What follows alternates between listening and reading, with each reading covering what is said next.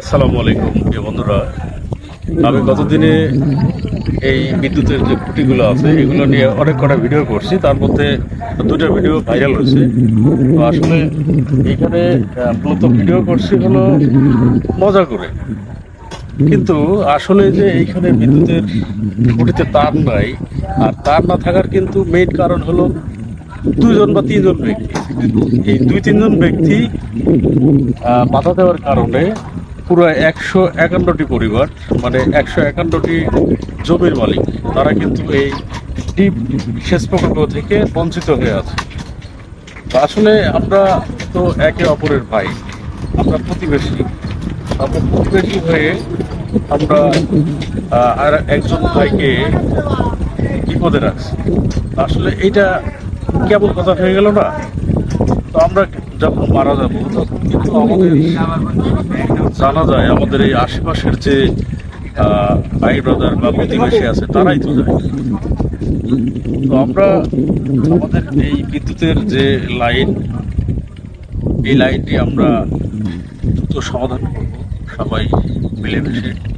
কারণ আমাদের এই একটি সমাধানের মাধ্যমে পুরো 151টি পরিবার তারা কিন্তু এই সেচ প্রকল্প দিয়ে প্রায় 2 থেকে 300 বিঘা জমিতে কিন্তু তারা পানি দিতে পারবে, সেচ দিতে পারবে। আপনি দেখেন, আমার করে দেখেন, কিন্তু পুরো সবকিছু ফাঁকা। আবার ওই যে ওই পাশের যে ডিপ ঘর দেখেন, ওই ডিপ দিয়ে কিন্তু প্রায় 100 বিঘা জমিতে সেচ দেওয়া যাবে। ওই একটা, আর হলো এই পাশে দেখেন, এই পাশে একটা, এই পাশে একটা, আর ওই যে মাথায় দেখা যাচ্ছে ওই ওই মাথায় কিন্তু একটা, এই তিনটা ডিপ দিয়ে প্রায় 300 থেকে 350 বিঘা জমিতে কিন্তু সেচ দেওয়া সম্ভব, যদি এই বিদ্যুতের সংযোগটি দেওয়া হয়। আর আবার পিছনের সাইডে দেখেন, ওই যে যে ফাঁকা জায়গা দেখা যাচ্ছে, একটা মোটর বসানো আছে সম্ভবত। ওই মোটরের ওই সোজা ওইখানে একটা পোল বসবে, আর ওই পোলটাই বসাতে দেয় নাই, যার কারণে এইখানে যে লাইনগুলো আছে এগুলোতে তার দেওয়া হয় নাই। আর এই 2-3জন ব্যক্তি আসলে আমি জানি না তারা কি দিয়ে বানাইছে তাদেরকে, কারণ তারাও তো মানুষ, আর এই 151টি পরিবার এরাও তো মানুষ, সবই তো আমাদের এলাকার মানুষ।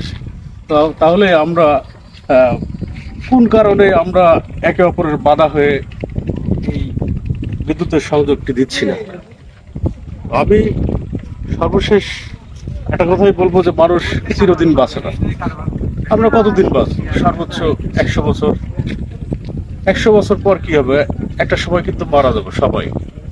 মারা গেলে আমাদের সাথে কিন্তু এই জমি জমা, অর্থ সম্পদ, টাকা পয়সা, জায়গা জমি কোনো কিছুই কিন্তু যাবে না।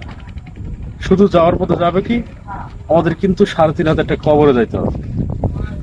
তো আমরা যদি আমাদের 3.5 হাত কবরে যাইতে হয়, তাহলে আমরা 1 ফিট জায়গায় এখানে কেন দিচ্ছি না?